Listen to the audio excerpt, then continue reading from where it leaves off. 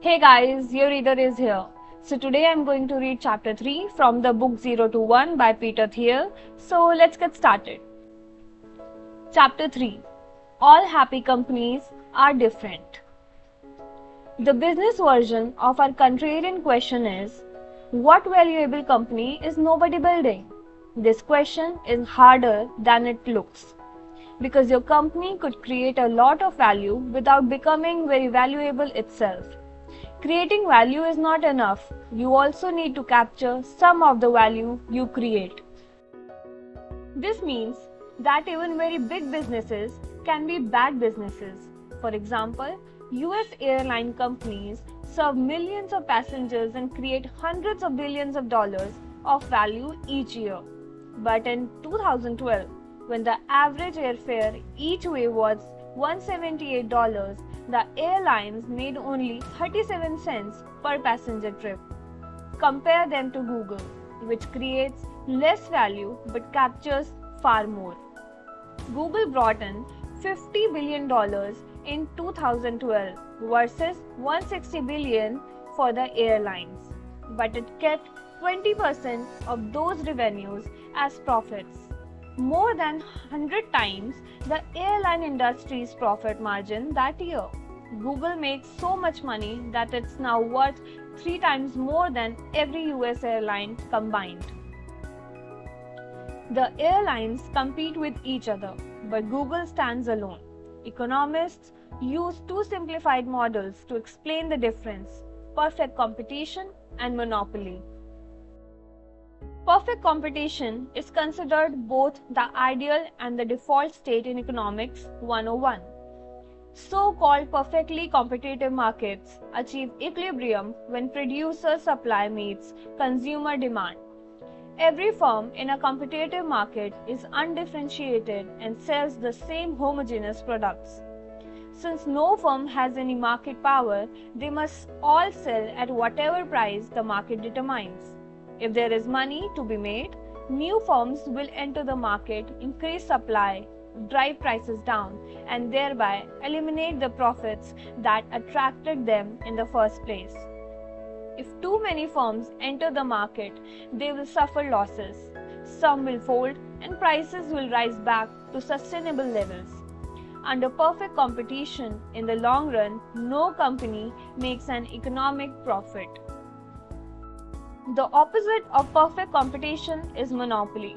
Whereas a competitive firm must sell at the market price, a monopoly owns its market, so it can set its own prices. Since it has no competition, it produces at the quantity and price combination that maximizes its profits. To an economist, every monopoly looks the same, whether it deviously eliminates rivals, secures a license from the state, or innovates its way to the top. In this book, we are not interested in illegal bullies or government favorites by monopoly. We mean the kind of company that's so good at what it does that no other firm can offer a close substitute. Google is a good example of a company that went from 0 to 1. It hasn't competed in search since the early 2000s, when it definitely distanced itself from Microsoft and Yahoo. Americans mythologize competition and credit it with saving us from socialist breadlines. Actually, capitalism and competition are opposites. Capitalism is premised on the accumulation of capital, but under perfect competition, all profits get competed away. The lesson from entrepreneurs is clear. If you want to create and capture lasting value, don't build an undifferentiated commodity business. Lies people tell. How much of the world is actually monopolistic? How much is truly competitive? It's hard to say, because our common conversation about these matters is so confused. To the outside observer, all businesses can seem reasonably alike, so it's easy to perceive only small differences between them. But the reality is much more binary than that. There's an enormous difference between perfect competition and monopoly, and most businesses are much closer to one extreme than we commonly realize. The confusion comes from a universal bias for describing market conditions in self-serving ways. Both monopolists and competitors are incentivized to bend the truth. Monopoly lies. Monopolists lie to protect themselves. They know that bragging about their great monopoly invites being audited, scrutinized, and attacked. Since they very much want their monopoly profits to continue unmolested, they tend to do whatever they can to conceal their monopoly, usually by exaggerating the power of their non-existent competition. Think about how Google talks about its business. It certainly doesn't claim to be a monopoly, but is it one? Well, it depends. A monopoly in what? Let's say that Google is primarily a search engine. As of May 2014, it owns about 68% of the search market.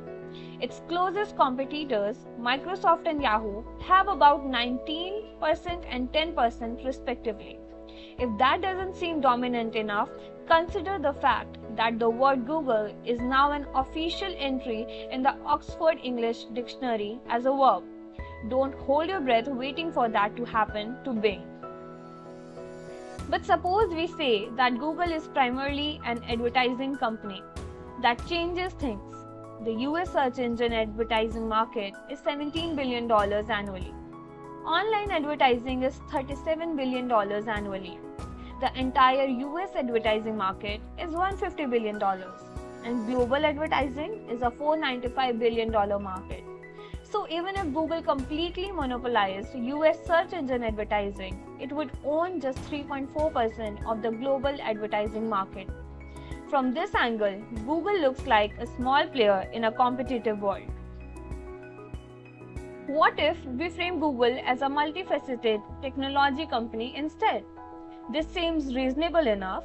In addition to its search engine, Google makes dozens of other software products, not to mention robotic cars, Android phones, and wearable computers. But 95% of Google's revenue comes from search advertising. Its other products generated just $2.35 billion in 2012, and its consumer tech products a mere fraction of that. Since consumer tech is a $964 billion market globally, Google owns less than 0.24% of it, a far cry from relevance, let alone monopoly. Framing itself as just another tech company allows Google to escape all sorts of unwanted attention. Competitive lies. Non-monopolists tell the opposite lie. We are in a league of our own. Entrepreneurs are always biased to understate the scale of competition, but that is the biggest mistake a startup can make. The fatal temptation is to describe your market extremely narrowly so that you dominate it by definition. Suppose you want to start a restaurant that serves British food in Palo Alto. No one else is doing it, you might reason. We will own the entire market. But that's only true if the relevant market is the market for British food specifically. What if the actual market is the Palo Alto restaurant market in general? And what if all the restaurants in nearby towns are part of the relevant market as well? These are hard questions, but the bigger problem is that you have an incentive not to ask them at all. When you hear that most new restaurants fail within 1 or 2 years, your instinct will be to come up with a story about how yours is different. You will spend time trying to convince people that you are exceptional instead of seriously considering whether that's true. It would be better to pause and consider whether there are people in Palo Alto who would rather eat British food above all else. It's very possible they don't exist. In 2001, my co-workers at PayPal and I would often get lunch on Castro Street in Mountain View. We had our pick of restaurants, starting with obvious categories like Indian, sushi and burgers. There were more options once we settled on a type, North Indian or South Indian, cheaper or fancier, and so on. In contrast to the competitive local restaurant market, PayPal was at that time the only email-based payments company in the world. We employed fewer people than the restaurants on Castro Street did, but our business was much more valuable than all of those restaurants combined. Starting a new South Indian restaurant is a really hard way to make money. If you lose sight of competitive reality and focus on trivial differentiating factors, maybe you think your naan is superior because of your great grandmother's recipe, your business is unlikely to survive. Creative industries work this way too. No screenwriter wants to admit that her new movie script simply rehashes what has already been done before. Rather, the pitch is, this film will combine various exciting elements in entirely new ways. It could even be true. Suppose her idea is to have Jay-Z star in a cross between Hackers and Jaws. Rap star joins elite group of hackers to catch the shark that killed his friend. That has definitely never been done before. But like the lack of British restaurants in Palo Alto, maybe that's a good thing. Non-monopolists exaggerate their distinction by defining their market as the intersection of various smaller markets. British food intersection restaurant intersection Palo Alto. Rap star intersection hackers intersection sharks. Monopolists, by contrast, disguise their monopoly by framing their market as a union of several large markets. Search engine, union mobile phones, unions wearable. Computers, union self-driving cars. What does a monopolist's union story look like in practice?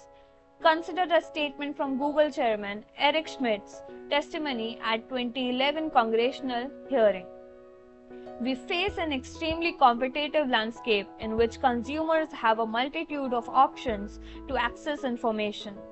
Or translated from PR to speak to plain English, Google is a small fish in a big pond. We could be swallowed whole at any time. We are not the monopoly that the government is looking for.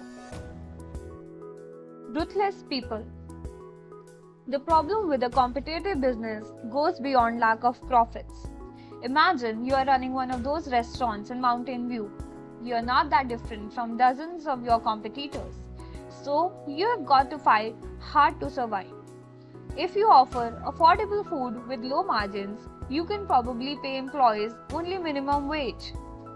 And you will need to squeeze out every efficiency. That's why small restaurants put grandma to work at the register and make the kids wash dishes in the back. Restaurants aren't much better even at the very highest rungs, where reviews and ratings like Michelin star system enforce a culture of intense competition that can drive chefs crazy. French chef and winner of 3 Michelin stars, Bernard Loiseau, was quoted as saying, "If I lose a star, I will commit suicide." Michelin maintained his rating, but Loiseau killed himself anyway in 2003 when a competing French dining guide downgraded his restaurant. The competitive ecosystem pushes people toward ruthlessness or death. A monopoly like Google is different. Since it doesn't have to worry about competing with anyone, it has wider latitude to care about its workers, its products, and its impact on the wider world. Google's motto, "Don't be evil," is in part a branding ploy, but it's also characteristic of a kind of business that's successful enough to take ethics seriously without jeopardizing its own existence. In business, money is either an important thing or it is everything. Monopolists can afford to think about things other than making money. Non-monopolists can't. In perfect competition, a business is so focused on today's margins that it can't possibly plan for a long-term future.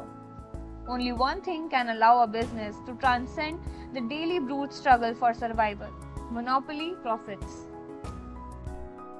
Monopoly capitalism. So, a monopoly is good for everyone on the inside, but what about everyone on the outside? Do outsized profits come at the expense of the rest of society? Actually, yes. Profits come out of customers' wallets, and monopolies deserve their bad reputation, but only in a world where nothing changes. In a static world, A monopolist is just a rent collector. If you corner the market for something, you can jack up the price. Others will have no choice but to buy from you. Think of the famous board game. Deeds are shuffled around from player to player, but the board never changes. There's no way to win by inventing a better kind of real estate development. The relative values of the properties are fixed for all time, so all you can do is try to buy them up. But the world we live in is dynamic. It's possible to invent new and better things. Creative monopolists give customers more choices by adding entirely new categories of abundance to the world. Creative monopolies aren't just good for the rest of society, they are powerful engines for making it better. Even the government knows this. That's why one of its departments work hard to create monopolies by granting patents to new inventions, even though another part hunts them down by prosecuting antitrust cases. It's possible to question whether anyone should really be awarded a legally enforceable monopoly simply for having been the first to think of something like a mobile software design. But it's clear that something like Apple's monopoly profits from designing, producing, and marketing the iPhone were the reward for creating greater abundance, not artificial scarcity. Customers were happy to finally have the choice of paying high prices to get a smartphone that actually works. The dynamism of new monopolies itself explains why old monopolies don't strangle innovation. With Apple's iOS at the forefront, the rise of mobile computing has dramatically reduced Microsoft's decade-long operating system dominance. Before that, IBM's hardware monopoly of the 60s and 70s was overtaken by Microsoft's software monopoly. AT&T had a monopoly on telephone service for most of the 20th century, but now anyone can get a cheap cell phone plan from any number of providers. If the tendency of monopoly business were to hold back progress, they would be dangerous, and we would be right to oppose them. But the history of progress is a history of better monopoly businesses replacing incumbents. Monopolies drive progress because the promise of years or even decades of monopoly profits provide a powerful incentive to innovate.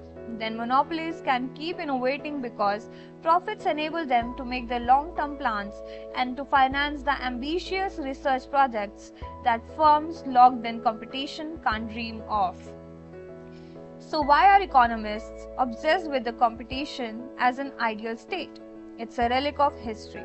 Economists copied their mathematics from the work of 19th century physicists. They see individuals and businesses as interchangeable atoms, not as unique creators. Their theories describe an equilibrium state of perfect competition because that's what's easy to model, not because it represents the best of business.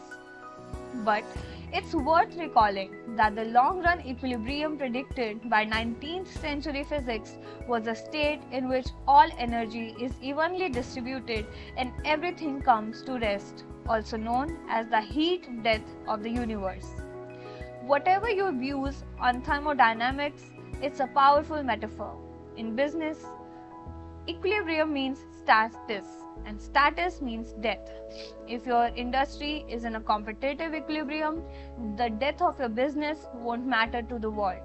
Some other undifferentiated competitor will always be ready to take your place. Perfect equilibrium may describe the void that is most of the universe. It may even characterize many businesses, but every new creation takes place far from equilibrium. In the real world, outside economic theory, every business is successful exactly to the extent that it does something others cannot. Monopoly is therefore not a pathology or an exception. Monopoly is a condition of every successful business. Tolstoy opens Anna Karenina by observing, "All happy families are alike. Each unhappy family is unhappy in its own way." Business is the opposite. All happy companies are different. Each one earns a monopoly by solving a unique problem. All failed companies are the same. they fail to escape competition.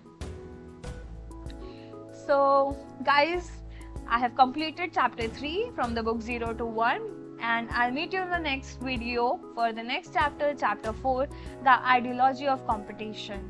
If I have made some mistakes in pronunciation, please allow me. I'm a human being and I'm trying my best to give a good read to you. Thank you.